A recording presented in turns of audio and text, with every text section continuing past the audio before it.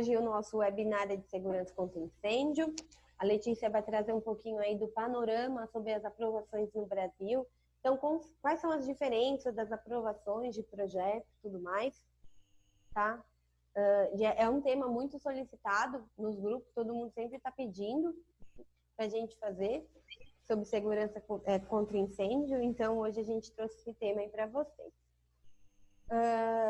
Bom, introduzindo um pouquinho o que é o Licenciamento Brasil, acho que muitos aqui já, para quem não nos conhece, nós somos uma comunidade, tá? Hoje o Licenciamento Brasil tem um portal de legislações. Nesse portal você tem acesso aí a toda a legislação do ramo imobiliário, então em questão de aprovação de projeto, legalização. Lá no site você consegue filtrar através, hoje a gente tem 2 cidades, que é São Paulo e Belo Horizonte, então você consegue filtrar a cidade, o órgão em que você vai atuar e o segmento da aprovação, se é um licenciamento ou obtenção de certidão. Você faz esse filtro e o sistema vai te dar aí o passo a passo de como obter a aprovação, como fazer o licenciamento. Então, desde os requerimentos, legislações pertinentes, modelo de projeto, onde protocolar meu processo, se é um processo físico ou um processo digital, isso tudo você encontra lá no portal. A gente está, sim, trabalhando para aumentar essa gama, né, de legislações, de processos dentro do sistema, de cidades também. Então, se você quer colaborar conosco, você que trabalha em Campinas ou no sul do Brasil, no norte, no nordeste, enfim, se você quer colaborar conosco e trazer um pouquinho dessas regiões para o sistema, mande para a gente, entre em contato, que a gente está a fim de ampliar, sim. Até Belo Horizonte, quem nos ajudou a fazer a implantação foi uma colega nossa, que é a Lorena, ela que nos ajudou a fazer a implantação, então é muito válido, é bem legal isso. A gente ter essa divisão, né, desse conhecimento. No portal a gente tem um cadastro de fornecedores e clientes, tá? No portal você consegue fazer o seu cadastro como um fornecedor. Então, se você é um consultor de aprovação de projeto, enfim, se você é um consultor ou mesmo até cliente, tá? Do outro lado aí, a gente tem esse cadastro no portal.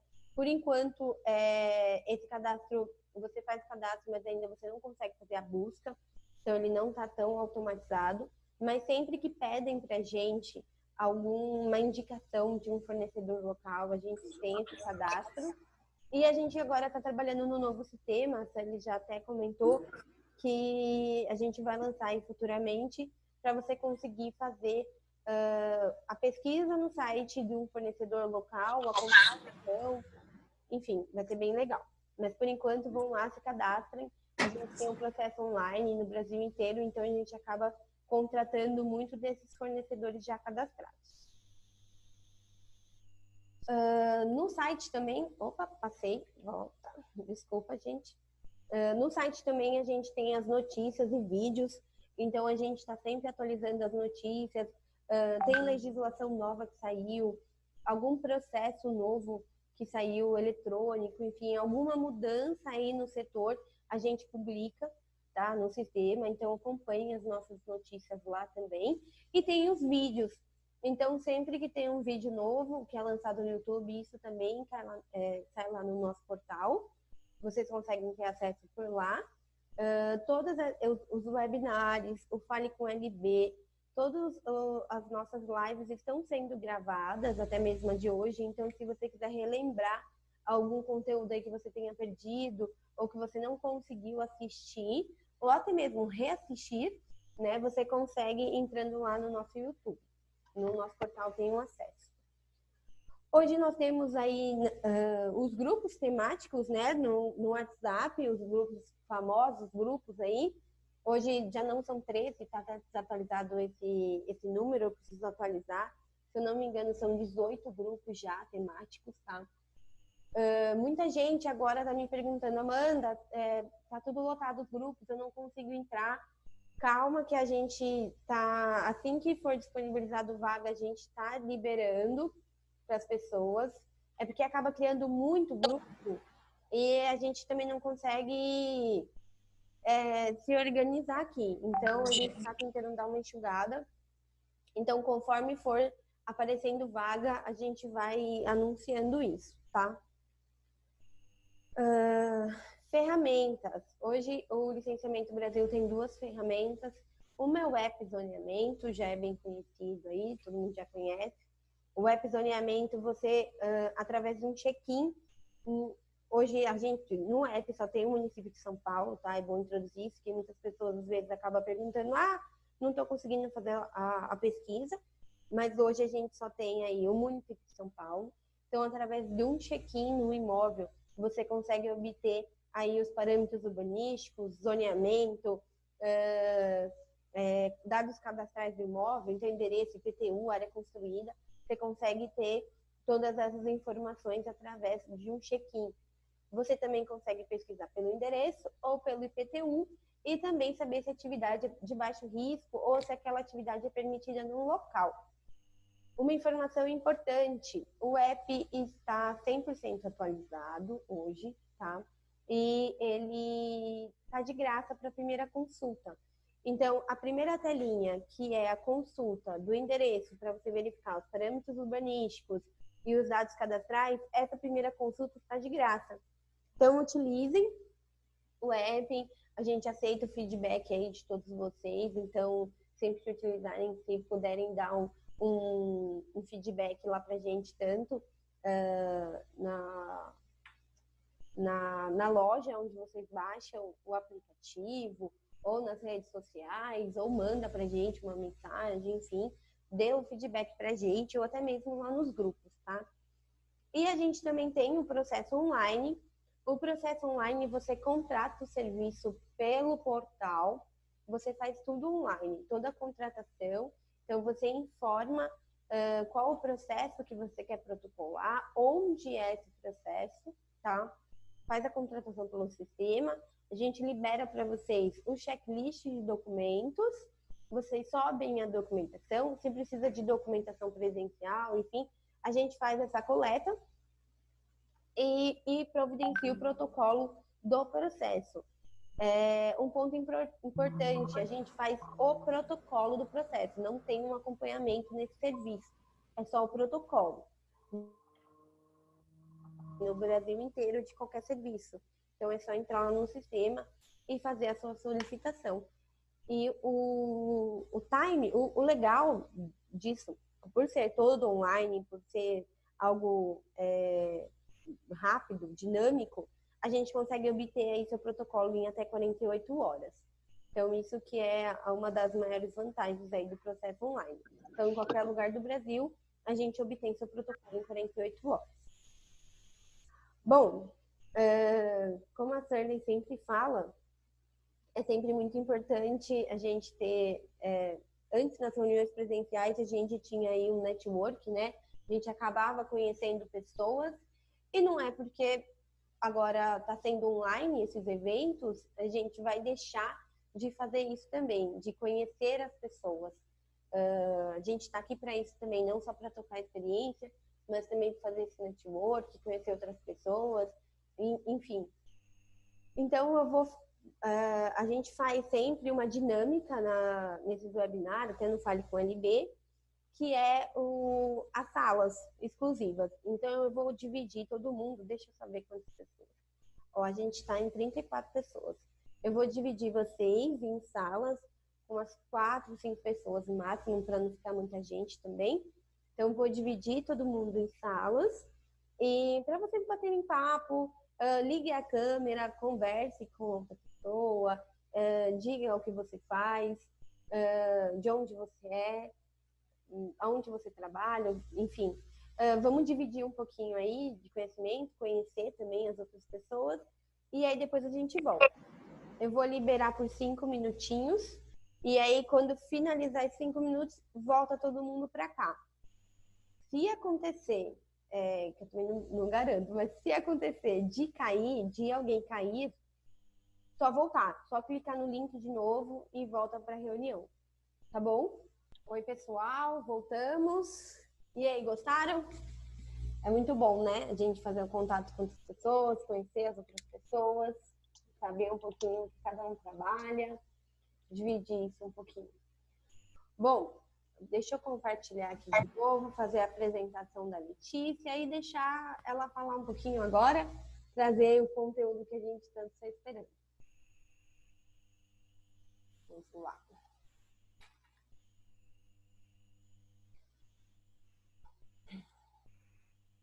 Bom, nossa convidada de hoje é a Letícia Montanari. Ela é especializada em tecnologia da construção de edifícios, instalações hidráulicas, sistemas de segurança e técnicas de combate a incêndio em diferentes segmentos.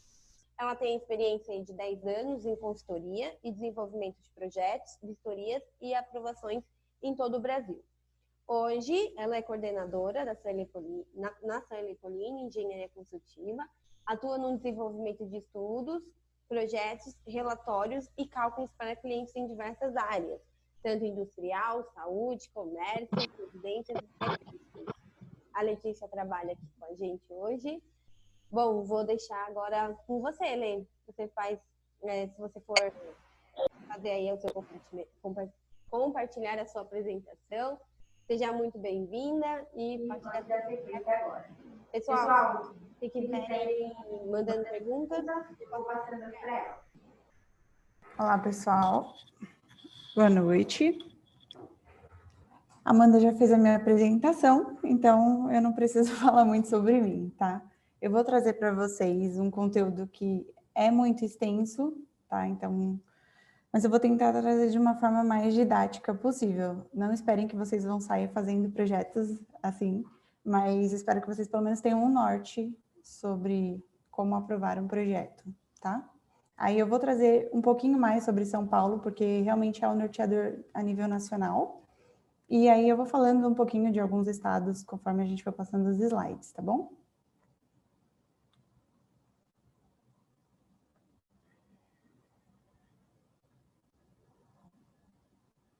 Todo mundo tá vendo a tela certinho? Então, beleza. Então, vamos lá.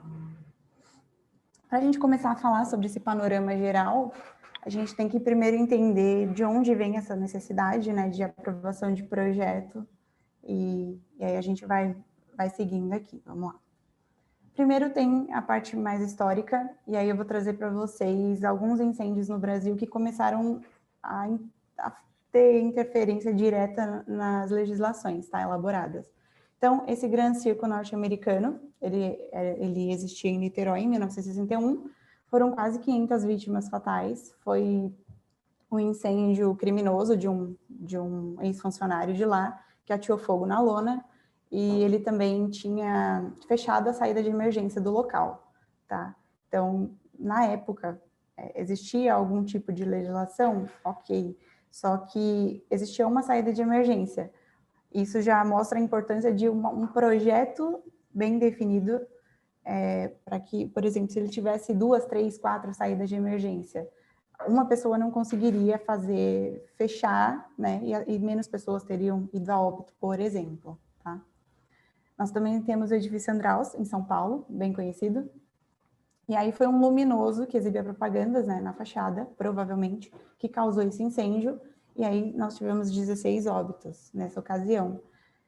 Nesse caso aqui, específico, uma das medidas de segurança que poderia ajudar seria a compartimentação vertical. Eu não sei se todos já ouviram falar sobre isso, mas seria como se você não deixasse passar o fogo de um andar para o outro, através de paredes, né, que são resistentes a fogo. Então, isso também é uma coisa que, hoje em dia, o bombeiro exige que você apresente num projeto o detalhamento disso, para que você já não tenha problema só na hora da execução, né? Porque o bombeiro, às vezes, não consegue fazer essa ferição na vistoria, só que ele já consegue garantir que, pelo menos, existe uma responsabilidade legal de execução disso num projeto, tá?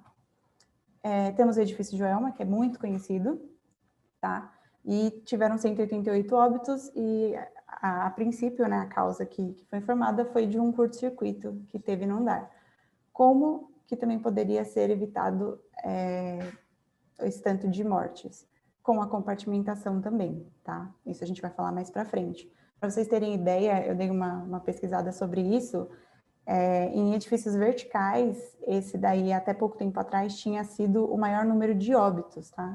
Só ficou agora atrás das torres gêmeas, né? Porque são 2 torres e acabaram passando o número de óbitos, mas lembrando que nas torres gêmeas, as mortes foram causadas por um atentado, tá? Não por fogo. E aqui muitas pessoas conseguiram ser salvas porque elas subiram para o terraço, que era o ponto mais distante em relação a onde estava pegando o fogo, né? Então, a importância de um planejamento até de um terraço, de uma escada protegida, que consiga ajudar na rota de fuga, é um critério já de projeto, tá? Botkiss é o mais famoso para alguns jovens também, né? É uma coisa bem recente. Nós tivemos também 242 vítimas fatais, e a partir da Botkiss teve sim uma mobilização nacional, né? O fogo começou no palco com um sinalizador, até então não era uma coisa tão chamativa, né? Essa questão da boate era mais a saída de emergência. Só que, por exemplo, o reflexo do incêndio nas normas regulatórias, quando aconteceu aqueles incidentes em São Paulo, São Paulo fez esse decreto, 10.884, em 74, já visualizando o que tinha ocorrido nos incêndios para buscar melhoras técnicas, tanto na parte de aprovação quanto de execução. O Rio de Janeiro também, como pioneiro, assim como São Paulo, também fez esse decreto em 75. Em 2013, após a Botkiss, também teve essa mobilização de todos os corpos de bombeiro, tiveram inúmeros seminários, inúmeras conversas, e muitos estados acabaram revisando seus decretos e leis, né? Porque com a tecnologia de funcionamento das edificações, às vezes o incêndio não consegue ser contido também, né? Tem alguém com o microfone ligado? As edificações também tem que se adequar, as normas de incêndio têm que se adequar a essas novas tecnologias. Parou o barulho agora. Tá? Então, vamos começar a falar um pouquinho de legislação, só para vocês entenderem. Em São Paulo, a legislação ela tem alguns documentos que são norteadores para a elaboração de um projeto, tá? Nós temos o decreto que está em vigência, que é o 63.911, desde 2018, e o 64.919, ele foi feito agora na pandemia, né? Porque algumas coisas tiveram que ser alteradas em caráter emergencial. Nós temos alguns informativos, que não norteiam muito projetos, mas são importantes. Instruções técnicas, nós temos em São Paulo 45, e cada uma delas fala de uma medida de segurança que a gente precisa aplicar em alguma edificação, tá? Não são todas as edificações que usam todas, mas temos 45 norteadoras. As leis e leis complementares, elas são usadas mais para a corporação, né, do Corpo de Bombeiros. Pareceres técnicos e a portaria são normas regulatórias, digamos assim, de coisas que não constam na lei de forma muito clara. Por exemplo, antigamente, quando eu comecei a mexer em projetos, e até se você for olhar no decreto, na instrução técnica 24, que é exatamente de chuveiros automáticos para depósitos, você tem uma altura limitada de telhado para a instalação do seu chuveiro automático. Só que aí você vai falar, Letícia, eu tenho essa altura aí nessa instrução técnica, só que na verdade a minha edificação tem uma altura muito superior. Como eu faço? Existe já alguns pareceres técnicos aqui de comprovações, normalmente são internacionais, de que outros tipos de sprinkler atendem uma edificação com uma altura superior. Então, essas portarias e pareceres técnicos são de caráter excepcional para coisas que existe. Por exemplo, eu sou técnica e tenho uma dúvida em relação a que medida eu aplico se eu não tenho nenhuma normativa. Eu faço essa consulta, apresento argumentações técnicas e o bombeiro faz a análise e, se ele estiver de acordo, ele dá um deferimento nisso e coloca como consulta pública para que todos possam começar a praticar isso também, tá? Todas essas legislações que eu falei são encontradas no portal Via Fácil do Corpo de Bombeiros, tá? Que, se eu não me engano, entrou em vigência em 2014. Antes também o sistema era em vias físicas e a partir do Via Fácil começou a informatizar tudo, tá? E aí nós temos legislações de outros estados. Eu coloquei aqui 4 exemplos só para a gente ter um panorama de atualizações, tá? Em Pernambuco, eles chamam o decreto deles, que é o que norteia os projetos, de COCIP, e ele é desde 1997. Ou seja, é um decreto muito morosa a leitura, tá? É um pouco difícil de achar algumas informações, e alguns critérios estabelecidos nessa norma estão muito aquém do que as edificações precisam de proteção contra incêndio. Por exemplo, nós aprovamos um projeto recentemente lá de um depósito, onde nós seguimos a NBR e as normas de São Paulo para poder aprovar, porque elas estavam muito mais eficientes do que da norma deles, tá? No Rio de Janeiro, em 2018, eles fizeram um decreto também, o 42, mas eles usavam o COCIP desde 1976, ou seja, uma norma também muito atrasada, mas em compensação, com essa atualização do decreto em 2018, está sendo muito fácil achar as informações, está sendo bem didático, eles conseguiram dar um avanço muito grande, tá? No Rio Grande do Sul, é uma legislação que está ainda coerente, né, a data, tá, desde 2014, então ainda podemos considerar que está ok. Em Minas Gerais, eles estão mais avançados do que em outros estados. Em 2018, eles tinham lançado uma normativa, eles lançaram uma agora em 2020, que vai entrar em vigência em 2021. Então, só para vocês entenderem que, assim, em São Paulo, eu comecei a trabalhar com isso em 2010.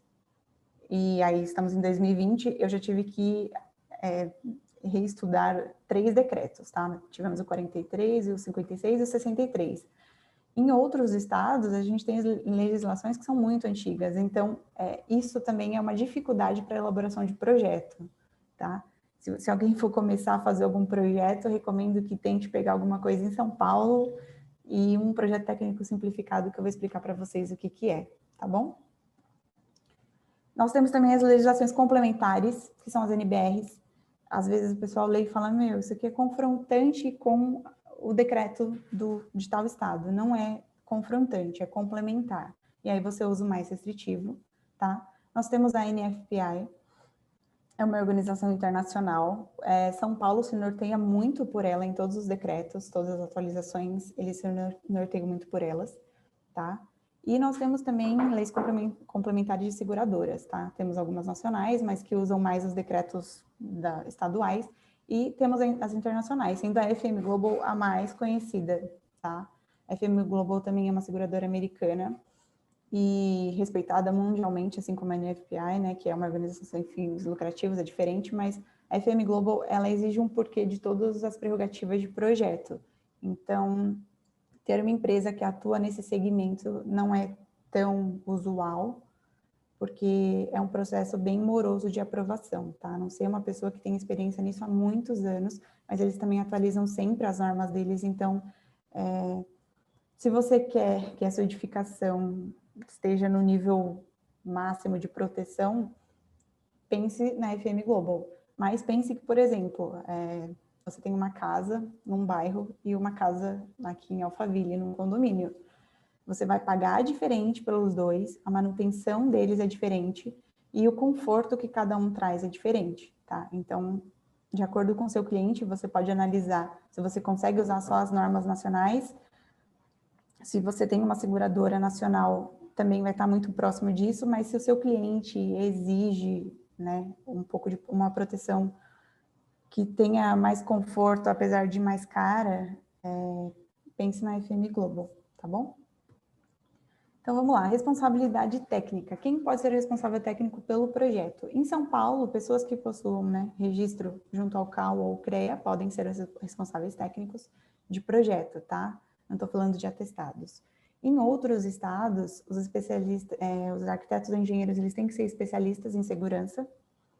E em outros estados ainda, por exemplo, projetos que têm sistema de alarme e detecção, tem que ter uma responsabilidade de um engenheiro eletricista.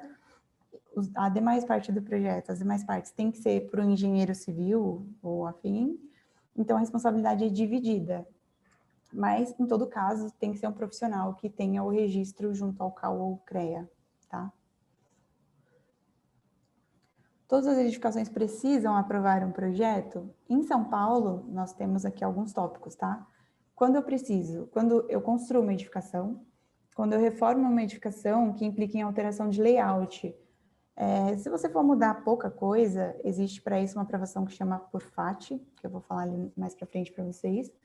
Mas, normalmente, o layout ele pode implicar em caminhamento, em distribuição de hidrantes, extintores, e isso daí pode ter um risco iminente para a modificação, tá? Quando tem mudança de uso, por exemplo, eu tinha um escritório num local e agora eu virei um depósito. O meu sistema de hidrantes tinha uma vazão de água para atender um risco de incêndio de um escritório. Num depósito de gases, combustíveis inflamáveis que qualquer faísca, né, pega fogo. O risco é muito diferente. Então, quando tem essa mudança de uso ou ocupação, você também tem que revisar todo o seu projeto e fazer essa aprovação. Quando tem ampliação de área construída, também, aumento na altura da edificação, isso muda principalmente a questão das escadas de emergência, tá? Saídas de emergência que são pontos fortes de reprovação de projeto. E quando eu preciso regularizar uma edificação, de repente uma edificação existente, eu também tenho que fazer essa aprovação, tá? Porque existem muitas edificações que não tem nenhum projeto aprovado junto ao Corpo de Bombeiros. Quando eu estou isento, edificações que são exclusivamente unifamiliares, né? Eles pensam que dentro de uma casa vai morar, sei lá, 5, 6 pessoas, não é um risco iminente, não é uma obrigatoriedade. Ou quando, com certeza, alguém conhece uma família que tem uma casa em cima e no nível da rua tem um salão comercial. Então, esse salão comercial precisa ser regularizado junto ao Corpo de Bombeiros e a casa não. Mas eles também não podem ter interligação, eles precisam ter um acesso independente para a residência e o salão comercial vai ser regularizado junto ao Corpo de Bombeiros, não necessariamente através de um projeto, tá? Mas precisa ser regularizado. No Rio de Janeiro, eu trouxe como exemplo para vocês terem uma ideia, funciona basicamente do mesmo jeito, tá? O que eles colocam a mais aqui para a gente é quando eu estou isento, quando eu tenho até comércio ambulante de qualquer natureza. Em São Paulo tem isso também, só que não está explícito na norma, tá? Mas basicamente em todos os estados, eu trouxe 2 para vocês terem uma ideia, mas basicamente os nortes de aprovação de projetos são os mesmos, tá? Formas de apresentação. Vou trazer aqui o de São Paulo, como sempre, porque muitos estados até copiaram, digamos assim, a norma de São Paulo, então eu explicando aqui vocês conseguem ter uma ideia melhor. Tá? Nós temos então algumas formas de apresentação. Temos o projeto técnico, que eu vou explicar para vocês o que é. O projeto técnico simplificado, projeto técnico para instalação e ocupação temporária, projeto técnico para ocupação temporária em edificação permanente. Esses 2 são um pouco confusos, tá? Mas, por exemplo, eu instalei uma tenda num estacionamento de um supermercado. Tenho que regularizar isso? Entendeu? Ou eu tenho um salão de eventos dentro de um edifício comercial. E aí só funciona esporadicamente. Eu preciso regularizar isso? Então, só para vocês terem uma ideia mais ou menos do que seria isso. Nós temos o FAT também. O FAT é especificamente em alguns casos, que é o formulário para atendimento técnico. Se eu tive pequenas alterações de layout, eu consigo regularizar por ela, mas o FAT normalmente não é exclusivamente para que eu tenha alterações de projeto, mas em alguns casos, com pequenas intervenções que não demandem recálculo de sistemas ou grandes alterações, principalmente de saída de emergência, né, ou de novas medidas de segurança, eu posso usar. E a comissão técnica. A comissão técnica tem a primeira instância, né, que normalmente é o seguinte, algumas edificações têm algumas características construtivas que não existe normativa para isso, né? Ou a minha edificação precisaria ter uma escada com uma largura X e eu não tenho. Então, o que eu faço? Eu faço propostas técnicas de medidas compensatórias para fazer essa aprovação. E aí, essa comissão, ela não é uma análise convencional, é uma análise em que você coloca, por exemplo, em São Paulo, né, vai inserir lá no sistema do Via Fácil, e eles vão distribuir o projeto para 3 pessoas diferentes, de unidades diferentes, que vão dar pareceres favoráveis ou não ao que você propôs no projeto. Mas isso daí são para casos excepcionais, onde você não consegue seguir a normativa na íntegra, tá? Letícia, uma pausa. fazer algumas perguntas Vamos lá. que estão colocando aqui no chat. Alguns comentários. O Jorge comentou.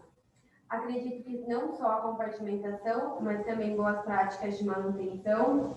Então, Rapidinho, eu acho que está fechado. Deixa eu ver. O meu não está vindo, peraí. Pronto, agora acho que o áudio fica melhor. É que a Letícia está comigo aqui na sala, gente. Então, no que você estava falando um pouquinho lá no começo, referente às edificações, então ele comentou que não só a compartimentação, mas também as boas práticas de manutenção. Isso também, não adianta só realizar a implantação do sistema e não fazer a manutenção dele. A Ana Cláudia contribuiu aqui com uma informação que no Rio de Janeiro a legislação foi sendo atualizada ao longo dos anos, então desde 1976, por legislação complementares, então tinha algumas portarias, aditamentos administrativos, resoluções, etc. E a Priscila, ela mandou uma dúvida. Para o caso de uma construção de habitação unifamiliar, por exemplo, um HIS, aproximadamente 4 por andar, eu não preciso atender às exigências?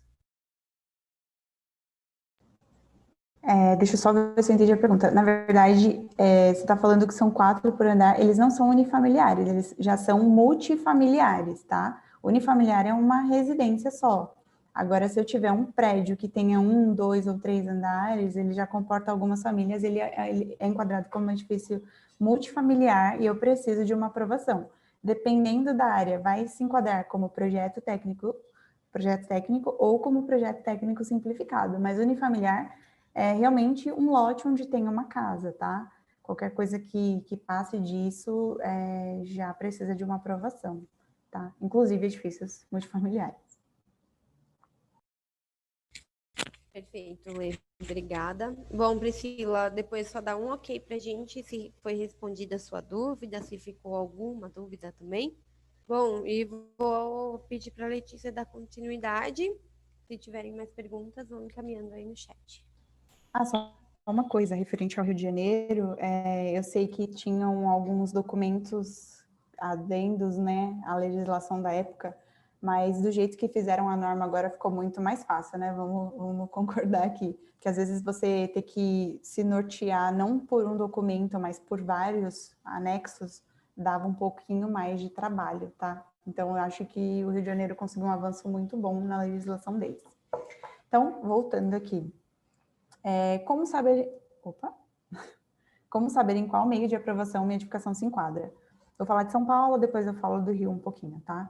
Em São Paulo, uma edificação que tenha mais de 750 metros, com mais de 3 pavimentos, ou com área construída maior do que 1.500 metros quadrados, mas que tenha mais de 6 metros de altura, eu preciso aprovar por projeto técnico, que foi o termo que eu usei agora para vocês.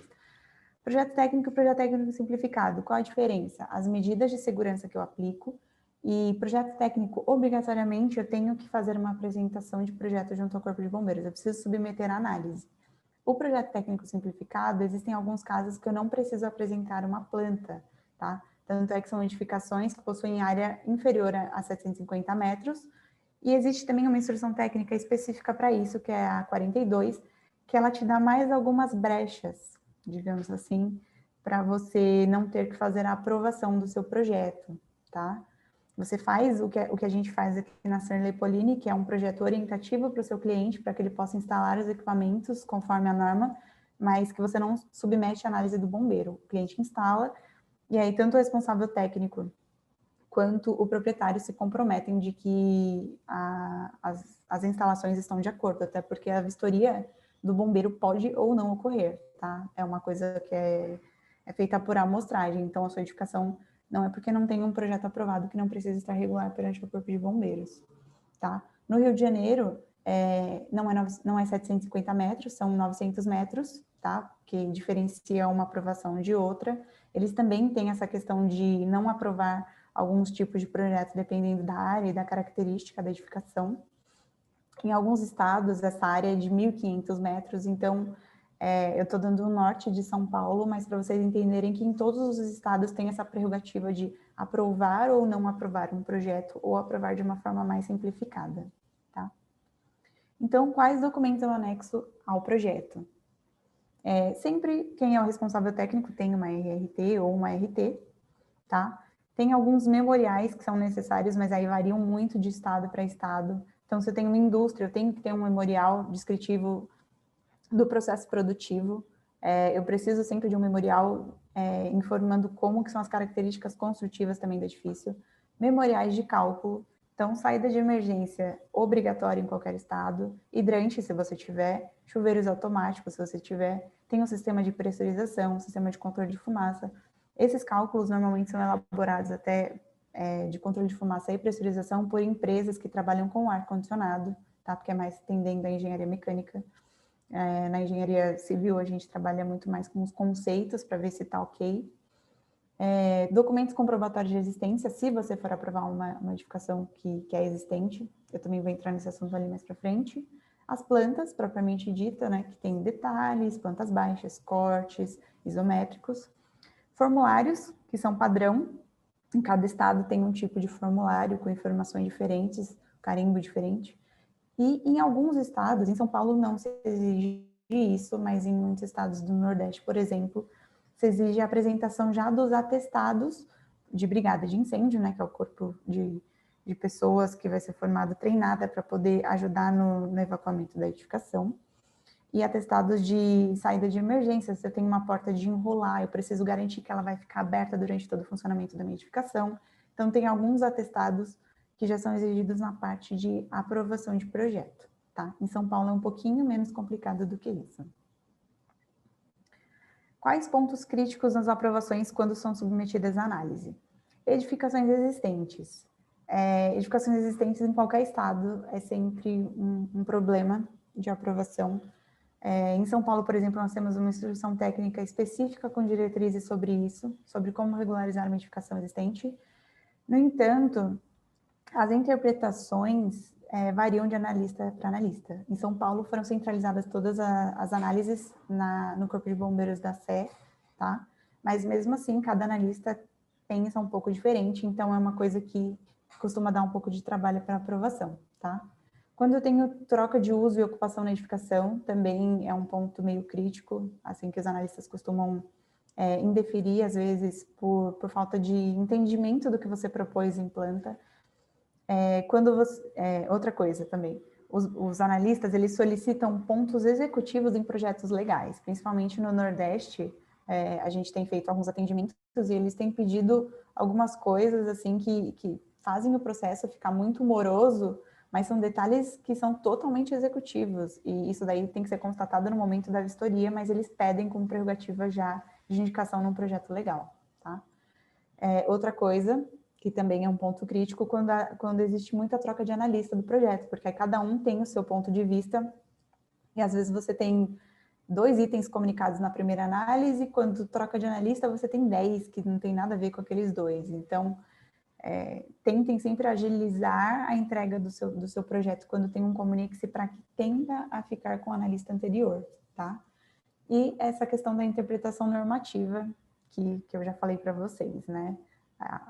Assim como em qualquer outro órgão, tem pontos normativos que são muito interpretativos, e às vezes o que você tem que fazer é mostrar para o analista o seu ponto de vista e tentar convencer ele de que a medida que você previu em projeto está certa, mas nem sempre é possível, tá? Então vamos lá.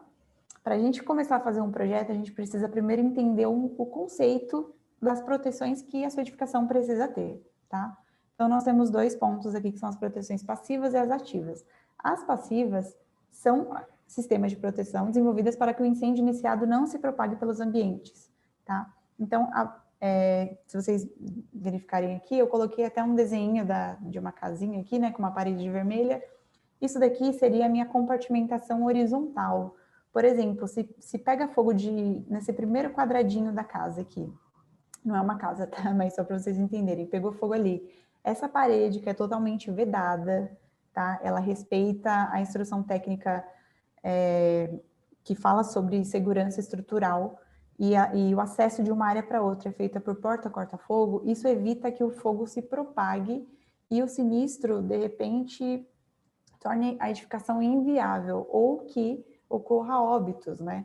Se um local é totalmente confinado em relação ao outro, isso ajuda na não propagação de fogo, tá? Então, isso são as proteções passivas, basicamente são as compartimentações e a saída de emergência.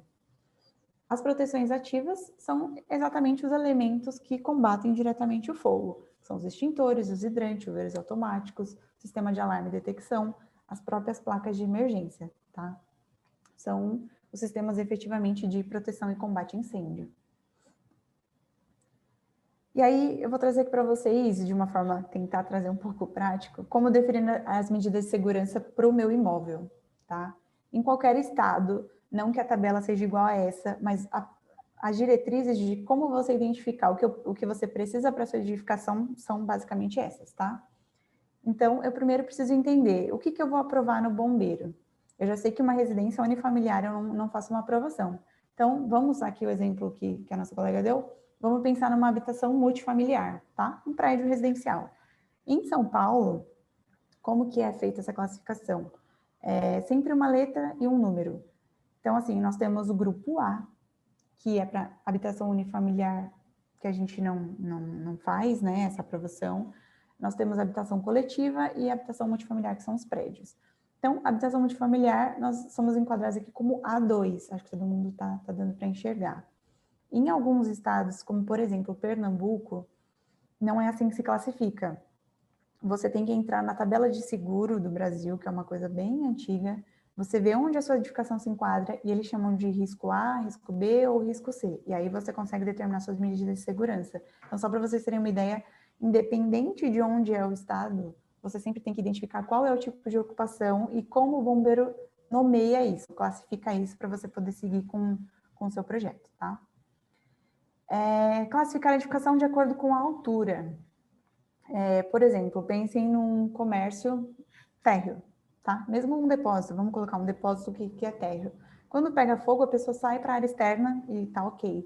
Agora pensa num edifício comercial que tem 80 metros. Quem garante que... 80 metros de altura, tá? Quem garante que a pessoa que está no último andar vai conseguir chegar até o térreo antes que o fogo se propague e atinja, né, o andar que ela tá? Então, para vocês, só fiz essa comparação para vocês entenderem que a altura da edificação importa, sim, para determinar quais medidas de segurança têm que ser adotadas, tá? Outra coisa é classificar a edificação de acordo com a carga de incêndio. Se a gente for pensar numa edificação residencial, a carga de incêndio é bem baixa. Por exemplo, em nenhum estado eu posso colocar um botijão de gás dentro de um apartamento, porque isso correria muito risco de explosão. Isso daí eu acho que é a coisa que seria mais problemática dentro de uma edificação residencial. Agora pense um depósito com a carga de incêndio alta, com líquidos combustíveis inflamáveis. Isso daí determina o risco, né? Que, como eu falei, uma faísca pode acabar com seu imóvel e causar muitos óbitos. Então, isso também é um fator determinante em qualquer estado. E se a minha edificação for existente, também, majoritariamente em todos os estados, tem alguma prerrogativa para que eu possa tentar manter o máximo das características que já foram aprovadas na edificação e fazer pequenas adequações dependendo do que eu mudei na minha edificação. Por exemplo, nós estamos fazendo aqui um projeto interno que a gente está propondo para o cliente fazer uma parede de compartimentação para que a área dele, aprovada anteriormente, mantenha totalmente como foi aprovada na época da legislação e que só a parte nova atenda a legislação nova. Então, cada caso tem que ser estudado particularmente para ver o que é cabível nessa questão de legislação, de manter o que já estava aprovado ou ter que fazer adequações ou simplesmente ter que reaprovar um projeto, tá? E aí, em São Paulo, nós temos esse modelo de tabela, tá? Para projeto técnico simplificado, como você já tem um limitador na classificação, que é em relação à altura e à área construída, eu não preciso olhar nada de altura aqui. Eu só vejo em qual ocupação está. Por exemplo, a gente estava falando do grupo A, certo? Então, para o grupo A, que independente da minha altura, porque já tem esse limitador, eu precisaria dimensionar a saída de emergência, a iluminação de emergência, a sinalização e os extintores. uma coisa bem simples de ser feita, tá? Já se eu tenho um projeto técnico, eu tenho que, além de olhar o grupo de risco, né, da minha edificação, eu tenho que olhar a altura, porque como eu expliquei para vocês, a altura é um fator determinante, sim, tá? Então, eu já teria acesso de viatura, segurança estrutural, a compartimentação das áreas. Aqui eu não tenho, dependendo da altura, mas só para vocês entenderem, eu tenho controle de material de acabamento, a brigada de incêndio, iluminação, alarme, sinalização, extintor, hidrante. Dependendo da sua ocupação, você tem o controle de fumaça, sistema de sprinklers. Então, essa tabela não necessariamente vai estar em todos os estados dessa maneira, mas sempre vai ter algum norteador com essas características aí que eu falei para vocês, tá bom? E aí, eu vou falar para vocês um pouquinho. Em São Paulo, os parâmetros para a elaboração de um projeto, o que a gente viu agora? Eu preciso identificar a área da minha edificação, qual é o tipo de projeto que essa minha área compete, né? Se é um projeto técnico simplificado. Vejo quais as medidas de segurança eu preciso para o meu tipo de ocupação, com essas características que a gente falou. E aí eu preciso saber o como eu dimensiono, né? Não adianta eu saber quais são as medidas e não colocar isso no papel, digamos assim. E aqui em São Paulo nós chamamos de instruções técnicas. Em outros estados chama de normas técnicas, em outros estados de notas técnicas, ou tem alguns estados que usam normas técnicas e as instruções técnicas de São Paulo. Tá? Tem alguns estados que não tem todas as prerrogativas na norma deles e eles colocam literalmente o link de São Paulo para você acessar, tá? Porque, como eu disse, a gente usa muito as normas da NFPA e elas são bem completas, são bem respeitadas a nível nacional e internacional, tá? Então, eu coloquei aqui para vocês terem uma ideia, nós temos as 45 normas técnicas. E aí você vai falar, Letícia, 45, como que eu vou ler? Até falar para vocês, quando eu comecei nessa área, antes de eu trabalhar efetivamente nisso em 2010, foi em 2009, eu acho, eu entrei no escritório que eu trabalhava com levantamento para fazer as build e fazer projeto criativo de arquitetura, tá? E aí minha chefe falou para mim, ó, você precisa ler o decreto inteiro, as instruções técnicas todas, porque a gente vai fazer um projeto. Eu li, mas eu não entendi nada. Eu não consegui elaborar o projeto, porque eu não tive um norteador do que eu tinha que fazer para poder projetar. Simplesmente mandaram ler e a gente, né, acatou naquele momento. Então, assim, falar para vocês quais instruções técnicas vocês têm que ler, eu posso dar um norte para vocês, porque assim, alguém vai começar a fazer um projeto técnico. O que eu preciso saber? Eu preciso saber primeiro os tipos de projeto, que foi o que eu expliquei para vocês. Onde se encontra isso? Instrução técnica número 1, tá?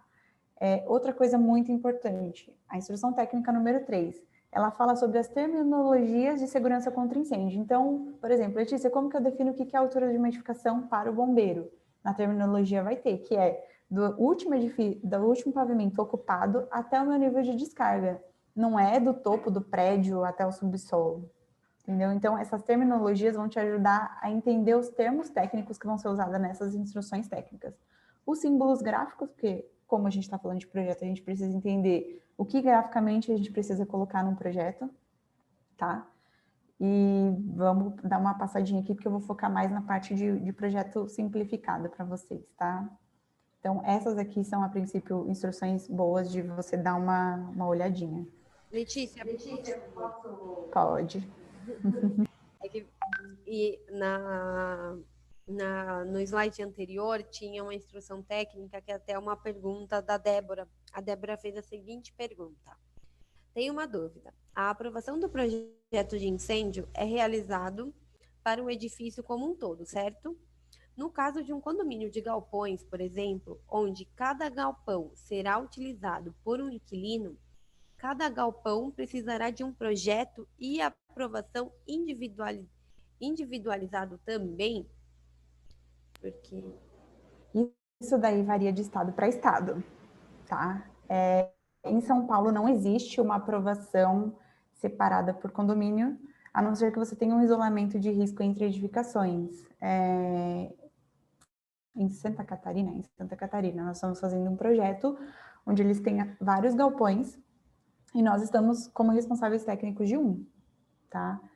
Normalmente em estados onde tem esse tipo de aprovação de forma separada, às vezes dá um pouquinho de problema na questão da análise do bombeiro, tá? Por exemplo, nós estamos com um problema aqui de divergência de área, porque cada locatário acabou apresentando um quadro. Então, não tinha por exemplo, o condomínio é que tem que centralizar essas aprovações. Em São Paulo, eu acho que eles seguem muito isso, porque fica de uma forma centralizada, tá? Por exemplo, em edifícios comerciais, o que as pessoas fazem muito? Aprovam vários FATs de vários andares. Isso o bombeiro aceita. Só que tem uma hora que é tanto FAT que o bombeiro pede para que seja substituído o projeto e aí a responsabilidade vai para o condomínio fazer essa aprovação, tá? Então, tem alguns condomínios que a gente trabalha que, inclusive, já pedem que a gente apresente o projeto da unidade que teve essa interferência das medidas de segurança, mas que ele vai centralizar a aprovação. Então, isso daí também varia de estado para estado, tá? Essa liberação ou não de aprovação acumulativa dentro de uma mesma edificação.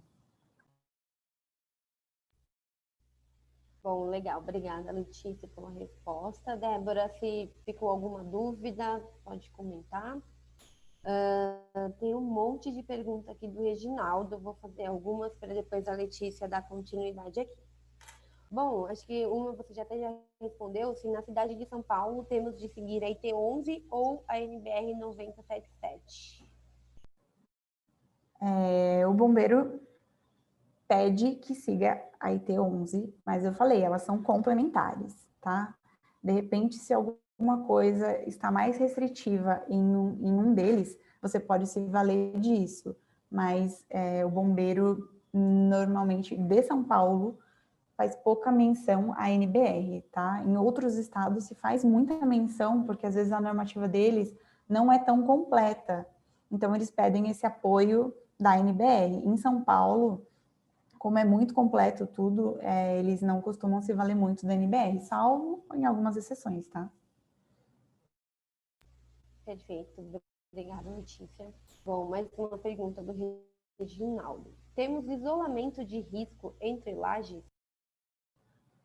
O bombeiro não considera como isolamento de risco, ele considera isso como uma compartimentação. O isolamento de risco, normalmente, ele é feito quando você tem a separação entre edificações com distanciamento, tá? Normalmente, de uma laje para outra, eu nunca vi nenhum caso em que um bombeiro acatasse isso como isolamento de risco, e sim como compartimentação entre áreas. Deixa eu ver se eu entendi. Ele falou assim: como podemos proceder com uma CTUI após reaprovação de uma CTPI? Então, mas a sua CTUI, ela foi indeferida? É isso? Porque, assim, a Comissão Técnica de Primeira Instância é o que eu expliquei para vocês.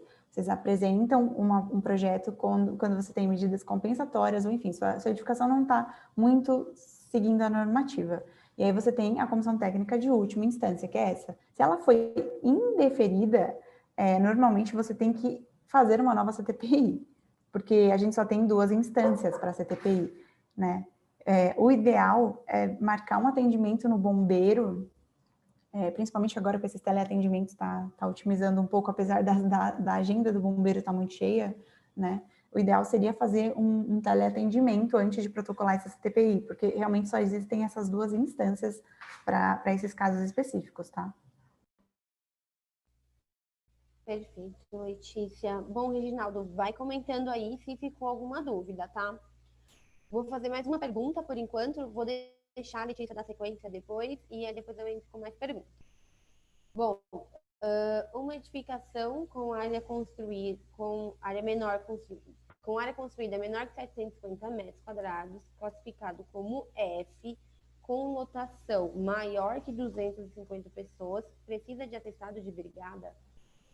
Então, gente, eu vou falar para vocês que de cabeça eu não tenho isso, mas nós temos a Instrução Técnica 42, tá?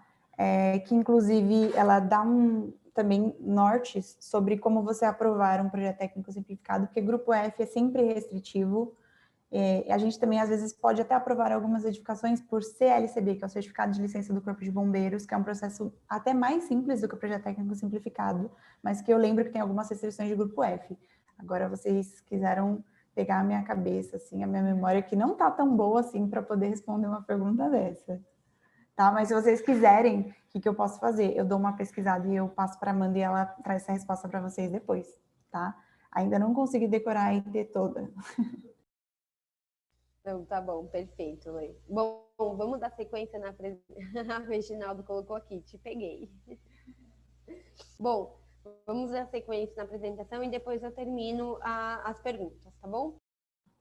Então, gente, vamos lá, voltando. Outra instrução técnica super importante que, de repente, alguém que esteja começando a fazer aprovações de projetos ou queira ter um pouquinho mais de conhecimento sobre isso, a instrução técnica 11, que é de saída de emergência que a gente estava falando, e mais para frente eu falo sobre isso para vocês também, que eu separei ela como uma instrução técnica importante, tá? A de carga de incêndio é uma coisa que é bem consultiva e é legal de vocês verem, porque o bombeiro já fez testes o suficiente para poder tabelar a minha carga de incêndio de acordo com o meu tipo de edificação. Mas, para depósitos, o que é sempre recomendável é que você faça o cálculo mesmo, de acordo com o seu, com a sua altura de estocagem, tipo de material estocado, para determinar de forma assertiva esse tipo de carga de incêndio. Mas é uma IT bem legalzinha de consultar, só para vocês terem uma ideia disso, tá? As mais básicas, que são iluminação de emergência, sinalização e extintores hidrantes também. Basicamente, hidrantes não, mas as outras medidas, né? Iluminação, sinalização, extintores, todas as edificações têm que ter.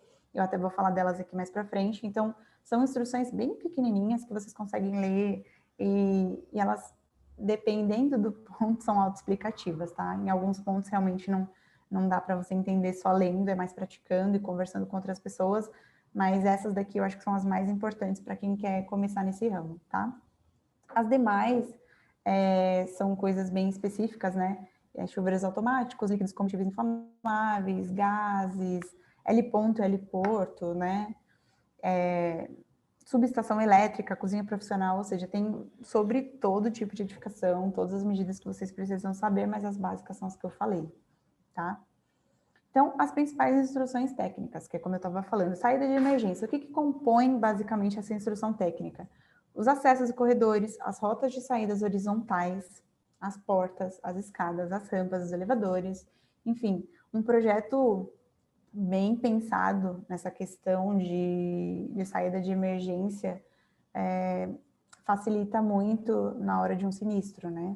Por exemplo, se eu prevejo uma porta corta-fogo, eu não vou prever porque eu quero prever, né? Eu tenho que prever conforme está previsto na instrução técnica. Mas o que ela vai fazer, Letícia? Vamos supor que você saia de um andar e tem essa porta corta-fogo. Se o fogo pegar no seu andar, essa porta vai resistir normalmente, né, em edifícios comerciais, a 90 minutos até que o fogo se alastre para dentro da caixa de escada, enfim, se alastre para a solta de fuga.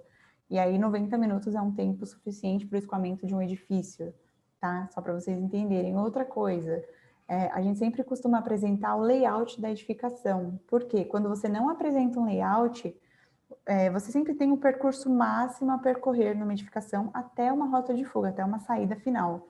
Então, o layout, ele faz com que você utilize literalmente o que está escrito na norma. Na NBR, vocês também têm isso. Se você não coloca a indicação do layout, o seu caminhamento é reduzido em 30%. E aí, às vezes, você tem que prever mais escada, mais porta. Então, é uma prerrogativa que a gente sempre pede para os nossos clientes, a apresentação de um layout, tá? Essa instrução técnica é um pouco morosa a leitura, algumas coisas são interpretativas, mas eu acho que talvez valha vocês darem uma passadinha de olho nela e qualquer coisa depois façam perguntas na LibRe que a gente pode estar respondendo depois também, tá bom? Iluminação de emergência, a instrução técnica fala principalmente sobre os principais tipos, né? Quando é alimentada por gerador, quando são blocos autônomos ou quando é por bateria.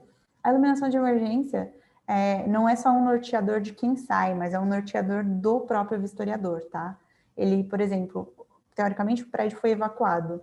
Se eu continuo tendo, né, a minha iluminação de emergência efetivamente funcionando e bem dimensionada, ele consegue ver se de repente não ficou uma pessoa no meio do caminho. Então, é para orientação e salvamento, mas tanto de dentro para fora, né, quanto do bombeiro para dentro da edificação. Sinalização de emergência também. Vamos supor que a gente está num condomínio. Todo mundo conhece onde é a saída de emergência, mas um visitante ou uma pessoa recém-contratada não vai saber e ela pode ser prejudicada. Então, é um projeto que, em São Paulo, por exemplo, não é necessário a apresentação dessas plaquinhas no projeto, mas a gente costuma indicar justamente porque a gente sabe da importância disso, tá? Em outros estados é exigido que você dimensione até o tamanho dessas placas já no projeto para que a execução seja bem assertiva. Então, tem de proibição, de alerta, orientação de salvamento, equipamentos e sinalizações complementares, tá? Extintores também, temos essa instrução técnica específica sobre isso, fala sobre os principais tipos de extintores, fala sobre caminhamento máximo de acordo com o risco da sua edificação. E, por exemplo, para isso é muito efetivo a brigada de incêndio, né? Porque uma pessoa pega um tipo de extintor e apaga algum incêndio que não teria que ser apagado com aquela carga extintora, ela pode agravar o sinistro, tá? Então, justamente com extintores, eu falaria que a brigada de incêndio é uma coisa imprescindível para a umidificação. Muitas empresas não acatam muito isso, mas a gente recomenda que seja realmente realizado esse treinamento, porque num sinistro a sua empresa pode ser beneficiada com alguém que esteja apto a manusear principalmente os extintores, tá bom? Nós temos o sistema de hidrantes também, né? E aí a instrução técnica fala sobre os principais componentes dos hidrantes, e ele fala sobre dimensionamento no que tange a vazão hidráulica, a pressão do sistema, tá? E distribuição também desses hidrantes, fala de bomba. É uma instrução técnica também que eu não vejo muita questão de interpretação, ela é auto-interpretativa, só tem que prestar muita atenção, porque tem muitos pontos ali que variam, tá? E de estado para estado isso varia bastante, então estejam atentos sempre a isso. E chegamos ao final, tá?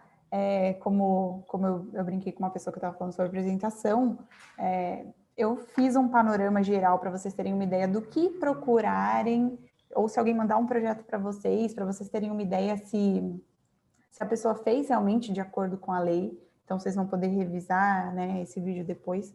E eu não tenho uma conclusão para projeto técnico, né? Não existe uma conclusão, porque cada projeto é único. Mas eu tenho essas dicas finais aqui que eu pensei em passar para vocês, tá? Então, estudem as legislações estaduais, nacionais, internacionais, em busca de soluções execuíveis e funcionais para cada edificação, tá? Não existe receita mágica para edifícios, cada um tem que ser estudado de acordo com as suas características construtivas e também com a atividade que ele exerce, tá? Mas não façam igual fizeram comigo, não leiam todas as instruções de uma vez, tá? Pensem primeiro no que eu falei, os tipos de projeto, as terminologias para vocês entenderem um pouco mais e busquem primeiro, Letícia, eu quero começar a trabalhar com isso. Busquem primeiro projetos simplificados, projetos em que a área construída seja pequena, para que você comece a entender todo o processo, a montar um projeto só orientativo, e aí você vá para essa parte de aprovações, tá? Então, pratiquem network com colegas de outras disciplinas para ter mais perspectiva sobre o entendimento das normas.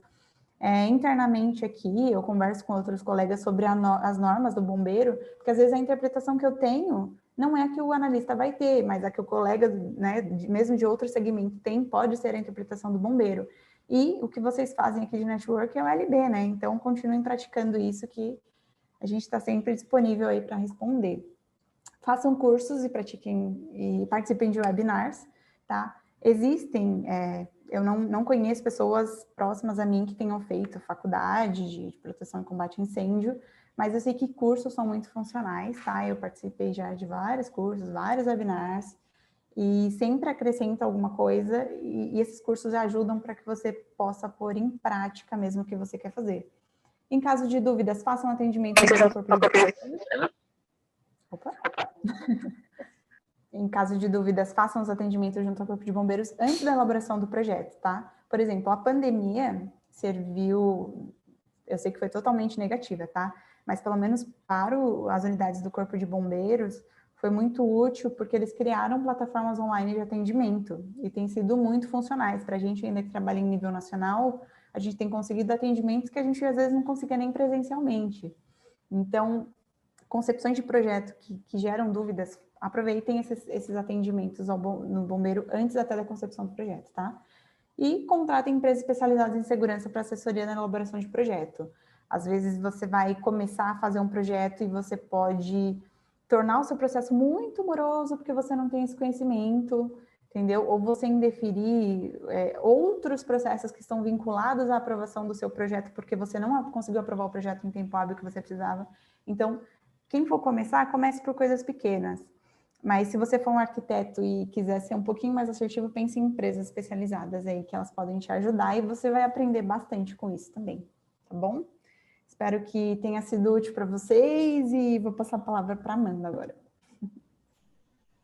Foi muito bom, obrigada. Só coloca no... Bom, vou terminar com algumas... Tem mais algumas perguntas aqui. Então, vamos lá. Voltando às questões, às perguntas do Reginaldo. No estado de Pernambuco, como dimensionar o sistema de SPK para escritórios usando a norma NBR 10897? NBR 10897, eu acho que é bem facinho de trabalhar com ela. Assim, ela é bem didática. Primeiro você tem que enquadrar a sua edificação, tem os anexos finais, e aí escritório mesmo a gente sabe que é risco leve. Primeiro você, então, identifica. Sempre você tem que identificar numa edificação qual é o uso dessa edificação, no caso, escritório. Na NBR você pergunta qual é o risco? Risco leve. Para risco leve, como eu dimensiono os sprinklers? Ou seja, quais são as distâncias que eu tenho que prever em projeto? Entre bicos e paredes, entre bicos e obstruções de vigas. E aí, na parte de cálculo, também ele te dá alguns parâmetros, tá? Que são de densidade, de pressão. Uma coisa que sempre tem que ser anexada num projeto de sprinkler são as memórias de cálculo, são os catálogos do fabricante para comprovar isso. Porque, assim, como eu falei, em Pernambuco, a legislação está um pouquinho aquém do que em alguns estados, assim, na questão de proteção mesmo, tá? Se você quiser seguir a normativa deles, eles vão deferir o seu projeto. Mas eu recomendo que se siga o que tem sido convencional em todos os estados, que é a NBR. Bom, obrigada, Lei. Mais uma pergunta, agora mudando, saindo lá do Nordeste e indo lá para o Sul. Em Santa Catarina, temos de seguir os corpos de bombeiros voluntários ou o corpo de bombeiros militares? Militares, tá?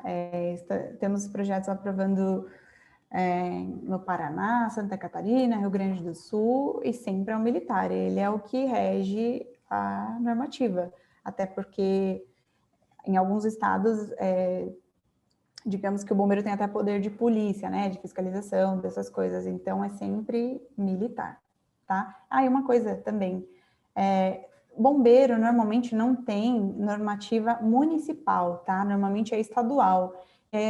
A estadual é majoritária a, de repente, uma nacional, que é majoritária uma, entendeu? Então, assim, sempre a mais básica é a majoritária, porque em alguns outros órgãos também, às vezes, é assim, né? Você tem que aprovar conforme a lei do município, tá?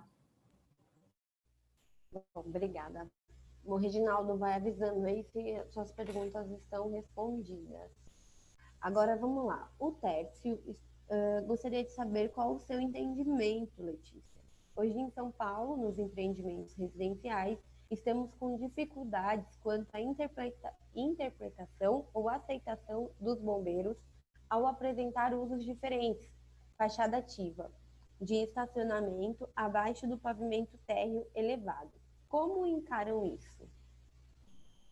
Você está querendo dizer um estacionamento, na verdade, do térreo para cima, né? Foi isso que eu entendi. Você entendeu isso também, Amanda? Estacionamento abaixo do pavimento térreo. Não estou ouvindo. Tá. O estacionamento abaixo do pavimento térreo. Na verdade, é o seguinte, no decreto mesmo tem uma definição para subsolo, tá?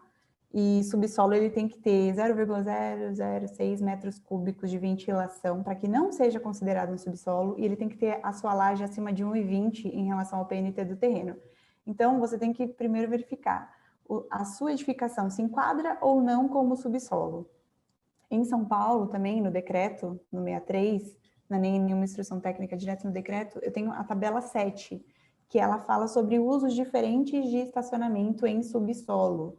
Então, o que eu falei, primeiro entenda, a sua edificação é ou não um subsolo? É um pavimento inferior ou é um subsolo? caso seja um subsolo, eu só tenho uso mesmo de estacionamento? Eu tenho algum uso além disso? Porque se eu tenho um uso além disso, eu tenho prerrogativas normativas para isso, tá? Eu não sei se deu para responder muito, mas eu acho que eu entendi isso. Bom, Tércio, depois deixa aí um recado se a sua pergunta foi respondida ou não. Bom, mais uma pergunta do Reginaldo. Ele está super afiado hoje, hein? No estado do Ceará, como é definida a distância máxima percorrida? Olha, isso daí também você quer que a minha cabeça seja um almanaque, né? Na verdade, eu falei, normalmente em todos os estados existe uma instrução técnica em relação a isso e majoritariamente, tá?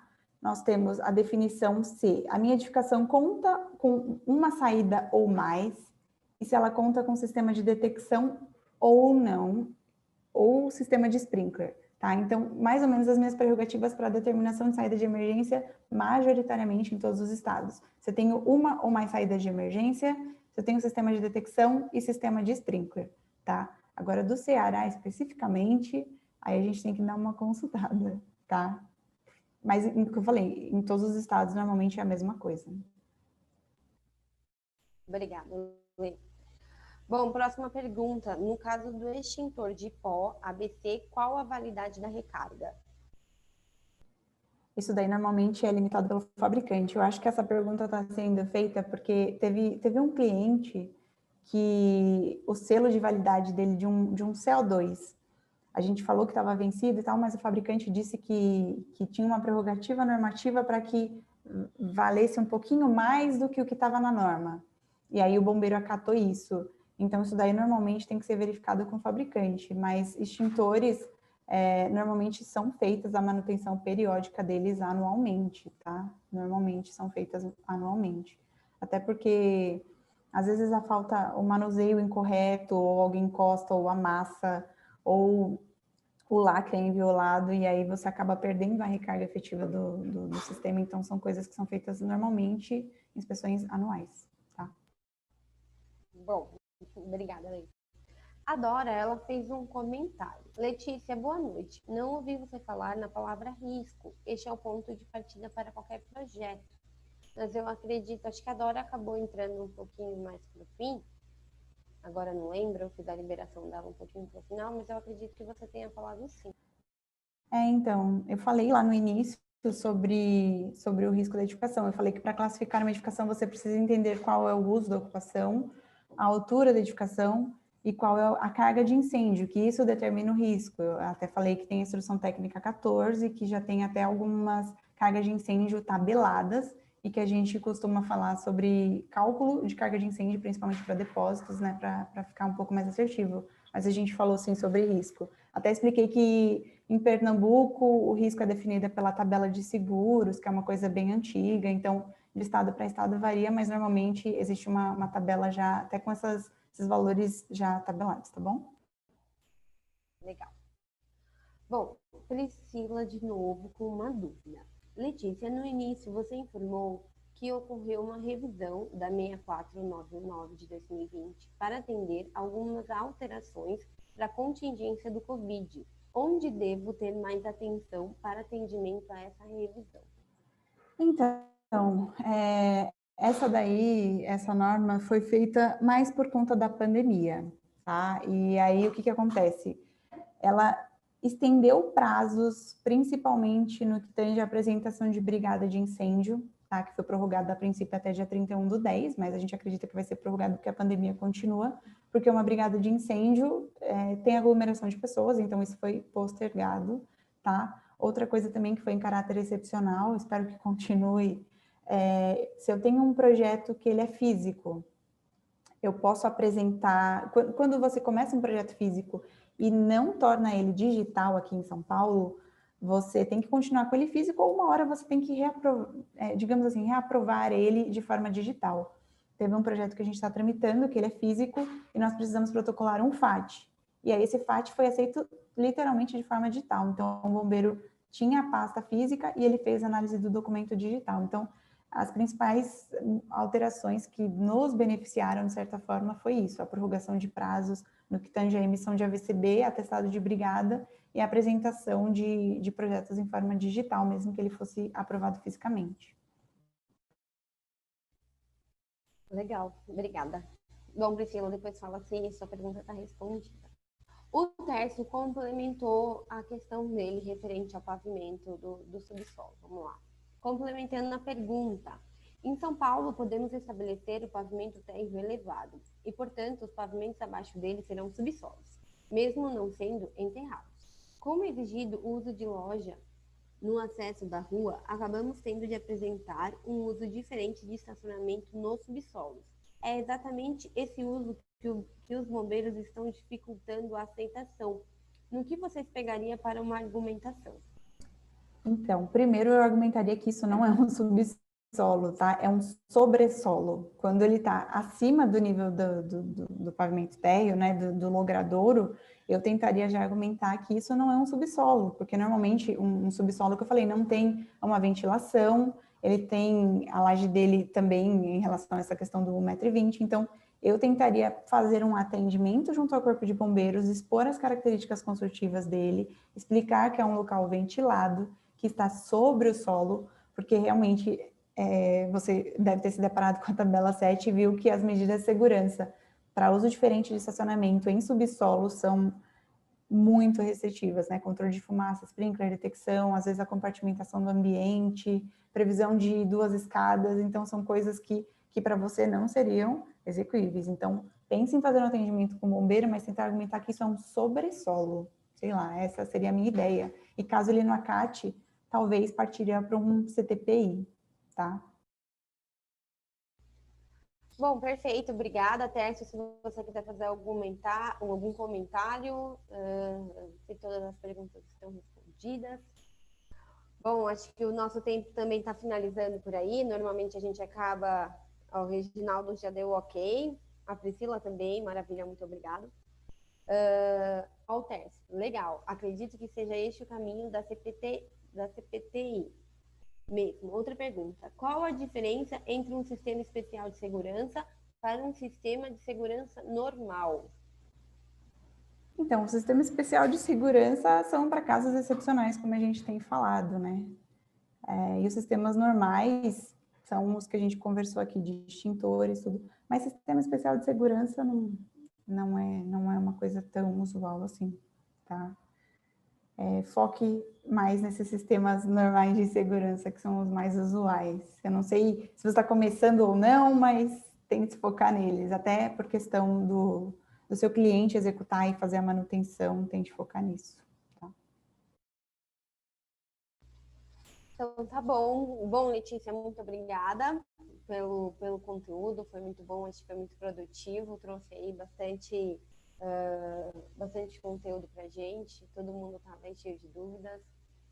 Deixem os comentários aí de vocês, se vocês gostaram ou não. Muito obrigada pela participação de todos. Na próxima semana devemos ter aí mais um webinar. Como a gente sempre anuncia, para quem está participando do webinar da semana, a gente sempre faz o anúncio de antemão. Então, na próxima semana, a gente vai ter um webinar falando de Aprova Rápido.